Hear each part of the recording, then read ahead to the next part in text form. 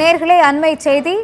பட்டுக்கோட்டை நகரில் உள்ள தனியார் மருத்துவமனையில் பிரசவத்திற்காக சேர்க்கப்பட்ட தாய் சேய் உயிரிழந்திருக்கக்கூடிய சம்பவம் அப்பகுதியில் பரபரப்பை ஏற்படுத்தி இருக்கின்றது. பிரவீன் என்பவரின் மனைவி சந்தியா என்பவர் பிரசவத்திற்காக தனியார் மருத்துவமனையில் அனுமதிக்கப்பட்டிருந்தார். இந்நிலையில் பிரசவத்தில் குழந்தை பிறந்திருக்கின்றது.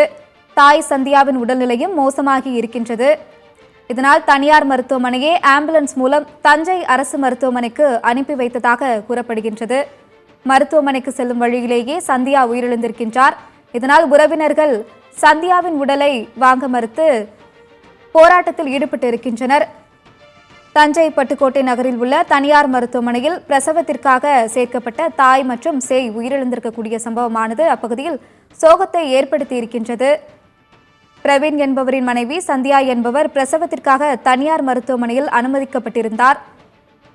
இந்த நிலையில் பிரசவத்தில் குழந்தை இறந்து பிறந்ததாக கூறப்படுகின்றது. தாய் சந்தியாவின் உடல்நிலையும் மோசமானதாக கூறப்படுகின்றது. இந்நிலையில் தனியார் மருத்துவமனையை ஆம்புலன்ஸ் மூலம் சந்தியாவை தஞ்சை அரசு மருத்துவமனைக்கு அனுப்பி வைத்ததாக தெரிகின்றது. மருத்துவமனைக்கு செல்லும் வழியிலேயே சந்தியா உயிரிழந்திருக்கின்றார். இதனால் உறவினர்கள் சந்தியாவின் உடலுடன் மருத்துவமனை முன் போராட்டத்தில் ஈடுபட்டிருக்கின்றனர். அண்மை செய்தியாக பார்த்தோம். சேர்த்துட்டோம் சார். சேர்த்துட்டு அதுக்கப்புறம் அவங்க நல்லா இருக்காங்க, நார்மலாக இருக்காங்கன்னு ஒரு மணி நேரத்தில் டெலிவரி ஆகும், 2 மணி நேரத்தில் டெலிவரி ஆகும்னு சொல்லிட்டு இருந்துகிட்டு.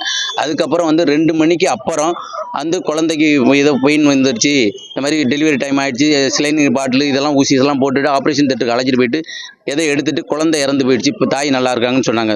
அது ஒரு அரை மணி நேரம் 1 மணி நேரத்தில் மறுபடியும் 4 மணி 4:30 மணிக்கு அவங்களே ஆம்புலன்ஸ் ரெடி பண்ணி நீங்கள் தஞ்சாவூர் உடனே கொண்டுட்டு போங்க, அவங்களுக்கு பிளட் பீடிங் அதிகமாக இருக்குங்க. என்ன காரணம்னு கேட்டாக்க குழந்தை இறந்ததுக்கு அப்புறம் பொண்ணு நல்லா இருக்கும், பிரச்சனை இல்லைன்னு சொன்னாங்க.